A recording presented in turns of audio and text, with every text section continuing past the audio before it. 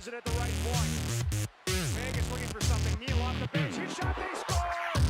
James Neal. He came on for Fleury. Number 8, Troy and Boise State. Look at this stiff arm from Avery Williams. Oh! Get off me! Oh. Get off me! Avery Williams exploring the stadium space back Drives, tried to get it to Tanner, couldn't hold on. Here's Caldwell Pope. Porzingis in pursuit, and Paul throws it down. What a pass from Caldwell Pope. Good afternoon, ladies and gentlemen. As always, Cameron Taylor alongside Noah Matthews and Colby Andrews, and this is your weekly edition of The Page presented by 24/7 Sports. Good to be here as always. Good to see you two gentlemen here. And let's hop right into things. We got a lot to cover today. Right now, very exciting time in sports. We have a lot going on, a lot of playoffs happening. The NFL playoffs, we're in the semifinals now here tonight, actually. The NHL season is in full swing. The NBA playoff push is on. So a lot going on. Plus, we're going to cover a few other things in here. So let's hop right in. So our first subject today comes straight from the National Basketball Association. The All-Star break is coming up. Very exciting time. Players get to relax. The fans get to enjoy a little something different from the grind of the season. It's really fun, and it gives a lot of players time to rest. But everybody loves the All-Star games and all what's going on. So we have our starters who have been picked. They're doing it a little different this year. We get 2 captains, and then the captains can pick from the starters. So you go 5-on-5. We have 10 starters. So I'll start with you, Colby. You're the captain of your team. You have to pick 5 guys. Who are you taking on your team? Any position. You don't have to do it like positionally. Just anything. Anything. All right. I'll take Steph Curry. Steph Curry. He's a shooter. LeBron James, because he's just an overall athlete. I'll take Giannis because I like his name. So we got Curry, James, and Giannis. I'll actually take Kyrie Irving. Okay. Guard heavy. Very guard heavy. Mm-hmm. Oh yeah. Why not? Guards do run the league. It is a shooting league. And I'll take. But not just shooting. I'll take Anthony Davis. Wow. Okay, that's good. Yeah. Okay. Get a center on the team. Kind of big man Right. in there. Do you want to go or you want me to go ahead and go? I'll go. Go ahead. Go Okay. ahead. For me, I'm gonna go. I'm very much kind of traditionalist with the point guard, shooting guard, small forward, power forward, center lineup. So I'm not gonna go out of position here. For my point guard, I would take Kyrie. Just because I think Kyrie's had the better season than Curry so far, and I think he should be rewarded for that as like the first team. And I feel like Kyrie run the team better. Shooting guard, I'd take James Harden, true MVP candidate. Makes up for the lack of shooting that Curry would have brought. Small forward, I'm gonna go Kevin Durant here at this one. Power forward, would you consider Giannis kind of a power forward? He's tall enough to play power forward. He's listed as a small forward. Listed as a small forward in but sure, we'll give it to you. All right. He can play. He's like 6'11". I'm gonna put Giannis at power forward, and then I'm gonna go for the defense and kind of the personality that Joel Embiid brings to the team. Oh my gosh! All right. So for me, my first overall pick's pretty obvious. Being a Bucks fan, Giannis is my first pick. I think that was a unanimous one by all of us. So Giannis, number 1. Kyrie, I'm taking 2 because, like you said, Also unanimous. phenomenal season. Really nice culture up there in Boston. So he's 2 for me. 3's got to be Curry. I just love Steph Curry. I think he deserves it every year. Curry's at 3. This is hard for me. Kevin Durant at 4 because Kevin Durant's better than Steph Curry this year. So why not put him on there? Yep. And my 5, I have to give to Anthony Davis. So I got Giannis, Curry, Durant, Irving, and Davis. So that's Y'all what are I'm going out of going. position. Where are the centers? Where are the centers? I know Giannis can play center. He's big enough to play center.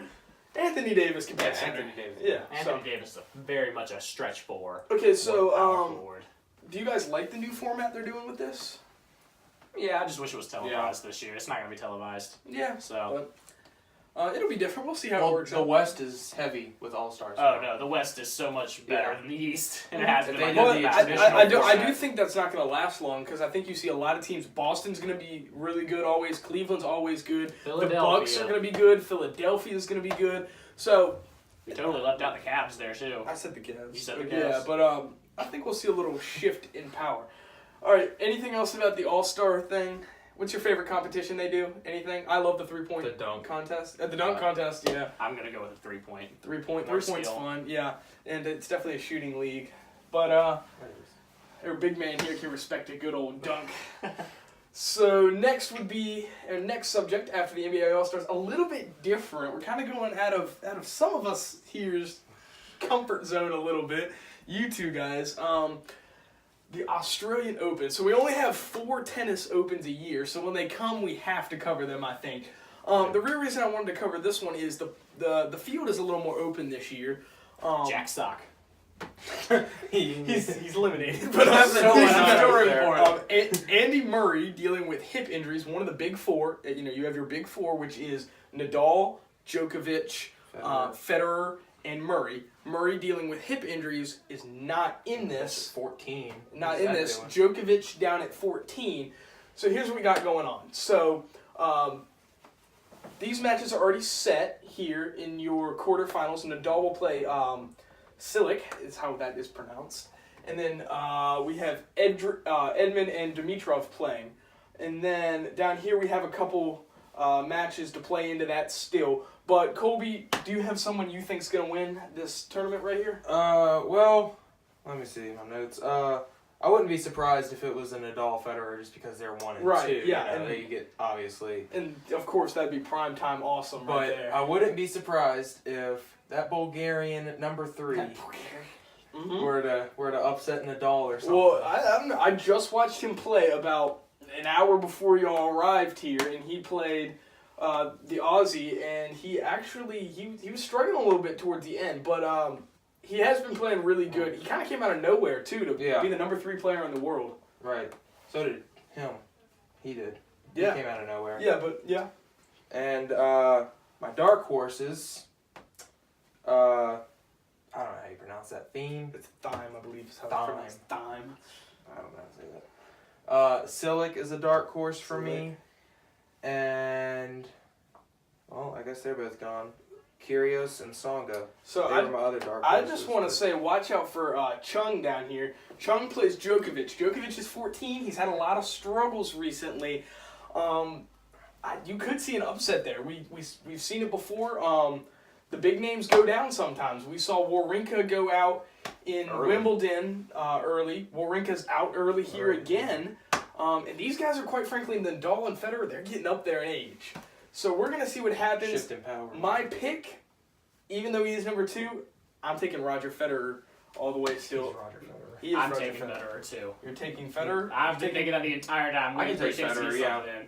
Federer? All right, so we're going to say Federer here. We'll see what plays out. But I wouldn't be surprised. Silly. Yeah, Silly. watch out for some of these younger names. They're kind of going through a youth movement in the ATP, the big tennis circuit. Because those old names are starting to get older, you're starting to see a lot of younger guys come out of there. Some really good talent, too, especially from the United States. Jack Sock. No, Sandgren right here came out of nowhere. Jack Sock. The only American left. Checks out. The only American left in the tournament. Normally, John Eisner is the best American. Jack Sock. He's not in it still. So watch out for Sandgren. We also saw Sam Sock. Querrey Query. in Wimbledon have a very good group. Sock. So I just wanted to talk about that a little bit. It's kind of interesting. We'll see what happens. But I do think you'll still see those big names late in this tournament. All right, who's next? Who's up next, boys? Noah? All right. Recruiting. Mr. So- Quiet over here? All right. So for me, I kind of wanted to go. We kind of focused a lot on football a lot of times here, college football, NFL stuff a lot of times with the playoffs that we've done recently. So I wanted to kind of make sure to get as much college basketball stuff in as we can because that's the best sport in America. It's the best sport in America, maybe even the best sport in the world. A little biased there. Okay, Personally. college I mean, I basketball. like gets it. that. Unbiased news source right here. Anyway, with the Zion Williamson commitment to Duke last night, the number 1 recruit or the number 2 recruit in the nation, I'm sorry, Duke's kind of got a stacked recruiting class here. A lot of people have been to numbers 1 through 3, and then number 10. Not to mention, I feel like all 4 of them could fit very well on a roster to get on a lineup together based on some of the positions that they play. Trey Jones at point guard, have Zion Williamson at power forward. Then R.J. Barrett and Cam Reddish can really interchange in between the two wing spots. With R.J. Barrett being 6'8", very good fit for the small forward, and Cam Reddish, you could put him up as shooting guard. But yeah, I know a decent amount about Duke with it because I'm a huge ACC guy all the way. Got to root for all of them. Yep. I don't like Duke. I'm an ACC guy, but Duke and UNC Gotta root. just don't work for me. You just got to root for the conference, man. Okay. I'll stick to my Tech and my UVA and my Clemson's. Clemson. Yep. Where'd they come from? Yeah, really. Well, I mean, I always support them over other ACC schools. Well, speaking of Clemson, talk about last night. They were pretty upset at the Zion Williamson commitment to Duke because it was widely expected that he'd be going to Clemson for that because they've been trying to really sell him on being the best player to ever play for Clemson and having him leave a true legacy, even if he'd only be there for 1 year. Because let's face it, he's probably going to be a one and done, as are probably all of these guys going to be. Well, and still the drama's not over yet because Still have Simons and Langford up there. Thank you. Number 5 and number 8 are yet to make a decision about where they're going to go. So we still got a little bit of drama left in the top 10. Absolutely, and that's not even taking into account like the 11 through 30 recruits that are It's always a really good class. Really good class. I think ones that are kind of like up, or that I really like to see, are kind of how the players go to their own school and try and make their own thing. Because let's face it, Oregon's not a big name team anymore, really, since Dylan Brooks. But yeah, Bol was going over there. Yeah, Bol. One thing that I also thought was really interesting is how we've really seen it the past maybe 2 years, but really, especially here, how Duke has very much overtaken Kentucky as the number 1 place for college freshman one and dones. Going straight to the NBA. It's kind of like they ship out. It's like a factory. They keep going with all of these high draft picks for the NBA. As we're going to see more than likely with Barrett, Williamson, Reddish, and Jones. But Kentucky's kind of on the downswing. I don't know if that really speaks to the difference between Coach K and John Calipari or anything like that, but it's really, really interesting to me. All right, anybody else want to talk about the recruits from college basketball? Colby, you got anything? No. Pretty not good? Really. Just Duke is All right, stacked. so yeah, Duke is stacked like they are every year. Will they mesh? Will they not? We'll see what happens. You know, it's college basketball. Crazy things happen all the time, especially in basketball. All right, so Mr. Colby, you have a... sorry about that. You have a... I didn't know what I was going to say there. Your topic is going to be early departures from college football. Yes. All right, let's hear it. So Step up, boy. Step up. all right. So this is my order for hardest hit. 1 being the hardest hit, and I guess I'll just start with USC then. Obviously losing Sam Darnold, your quarterback, that's huge. But not only that, they're also losing Ronald Jones, their leading rusher from this past season, and their leading receiver, Deontay Burnett. Yeah. And Rasheem Green on the D-line with 10 sacks this season. That's huge. Losing 4 of your... We're going to be leaders as a senior on this team, but not so much now, going to the NFL. And with Florida State losing Derwin James, top DB in the country. Don't forget Tavares McFadden, too. Him too. That's going to be pretty bad for Florida State. And with the new head coach coming in, I don't even know if they'll get to 6-6 next season, honestly. Wow. Bold prediction alert? Really? Really. Yeah. Hot take right there. Oh, sorry, what a nuclear take? Is that what Nuclear we're take. saying? So we're going with nuclear takes here, according to Noah. So really, it's basically saying a really, really out there hot take. So nuclear takes here at the page.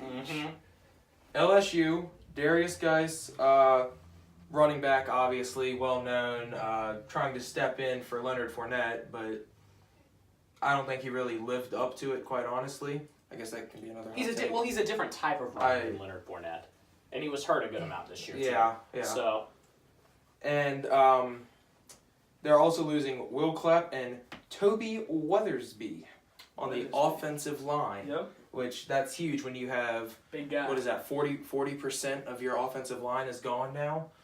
That chemistry is going to not be there next year. I feel like, and Ed Orgeron is going to have some.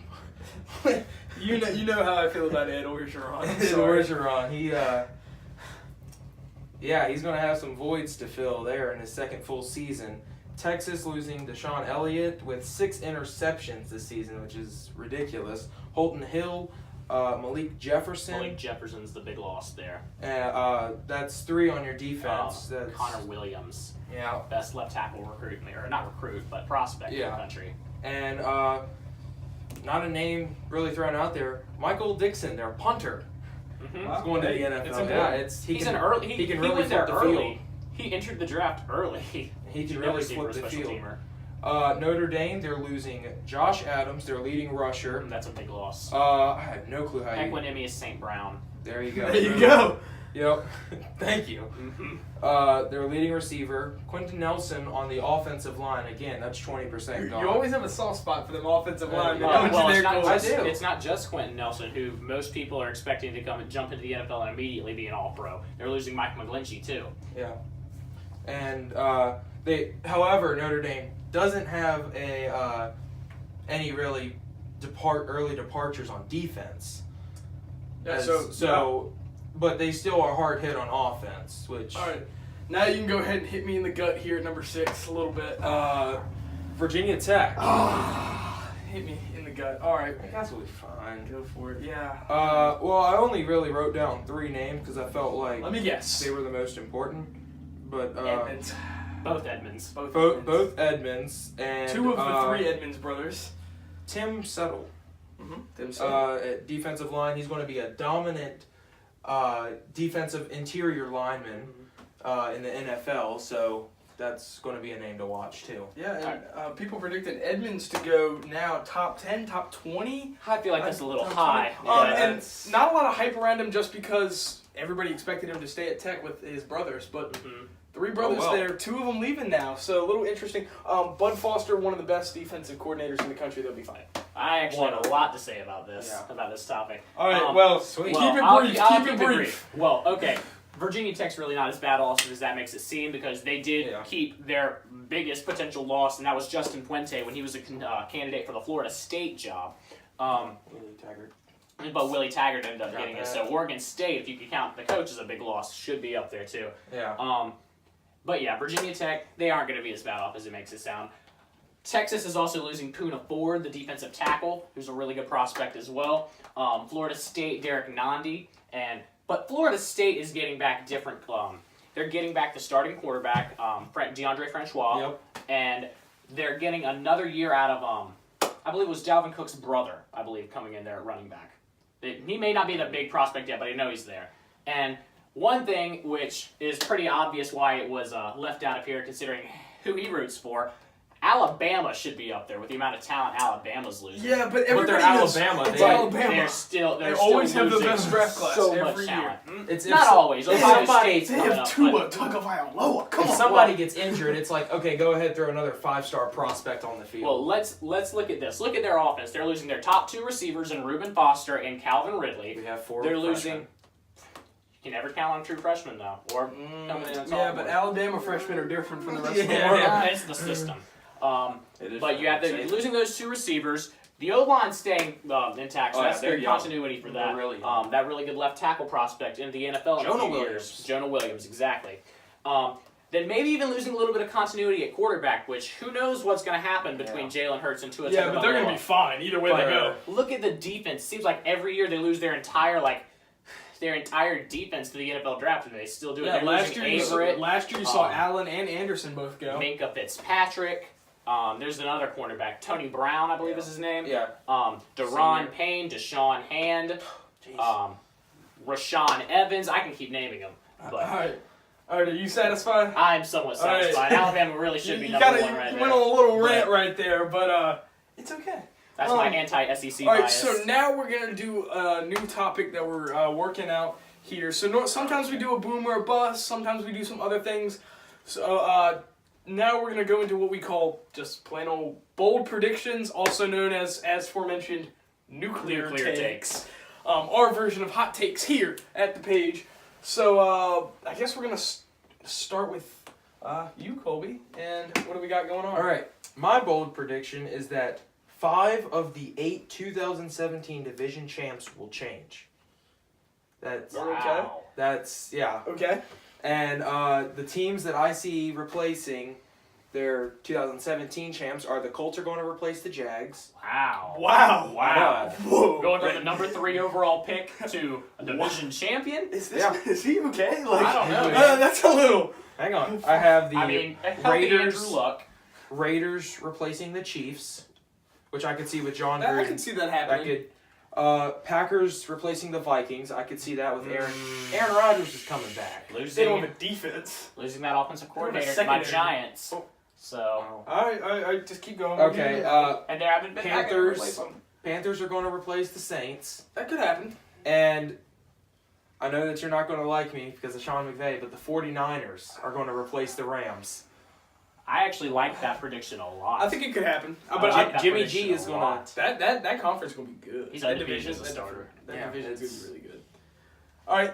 Noah, you got a What I bold got. prediction you would like to. All right. I'm going back to the NFL. We're coming out with the Young Guns are going to be swinging tonight. Jacksonville upsets New England. Wow. Mm-hmm. Whoa. Tonight, so I got to get this video uploaded soon. Yeah. No. Okay. Cool. Cool. Thanks for the pressure on. All right. Yeah. So, Was that yours? that's gonna be interesting. No. So I was gonna call the Eagles over the Vikings in an upset prediction for tonight, but How does it I'm make gonna an change upset? sports and go NHL. And if it's not my Philadelphia Flyers, the Vegas Golden Knights will win the Stanley Cup. Wow. First ever inaugural team, Wow. expansion team to win I can see it. a championship. That's kind of a punch in Calling the it face right to now. all the other teams that have been trying to win a Stanley Cup and have never done it. They're They come second and in the win it. league, and they just beat Tampa Bay for who's first. So Stamkos and I'm saying it. the I'm winger. bringing it. Kucherov. Kucherov. Yeah. So that's my bold predictions. Pretty Wow. simple. All right. Any other bold predictions y'all want to say, real quick? I'll save them till next week. Save them Save until them till next next week. All right. Of course. Next week, as always, we'll be back here at the page. New episode, new content. At that point, we'll be looking forward to our Super Bowl matchup. Will it be the Patriots? Will it be the Jaguars? Will it be the Eagles? Or will it be the Vikings? Who's going to be in? We shall see. We'll definitely discuss that, give you our opinion, our predictions, what we think is going to happen. So big stuff coming up there. Make sure we'll keep you in tune to our NCAA basketball rankings. And, of course, the All-Star and playoff push going on in the NBA as well. All right, gentlemen, any final thoughts before we wrap up here tonight on this beautiful Sunday? Anything? I'm good. Nope. All right, well, make Go sure... Jags. Go Jags. All right, okay. We do have the Patriots still winning here at the page. Yeah, we do. Make sure you like and subscribe if you like what we're doing. As I always mention, we're doing this for you guys. Please comment below. One of us three will definitely respond, whichever one of us gets to it first. We'd love to hear from you guys. If you have any input or constructive criticism, we want to hear all that too. Just nothing too crazy, I guess. Be really harsh. Be super harsh. Be super harsh on us. Because Yeah, we're probably laugh. terrible But- people. Oh my gosh.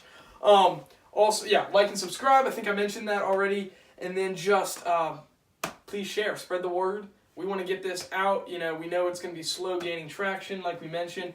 And we're getting there. But it's going to take a while. And we know that. But so please spread the word if you like what we're talking about. And if there's a topic you want us to discuss, comment below. And we will try to squeeze it in at some point. All right? Okay, Good. we good? Yep. All right, well, thank you as always for tuning into the page. For Noah Matthews, Colby Andrews, and the rest of our 24/7 Sports family, this is Cameron Taylor signing off.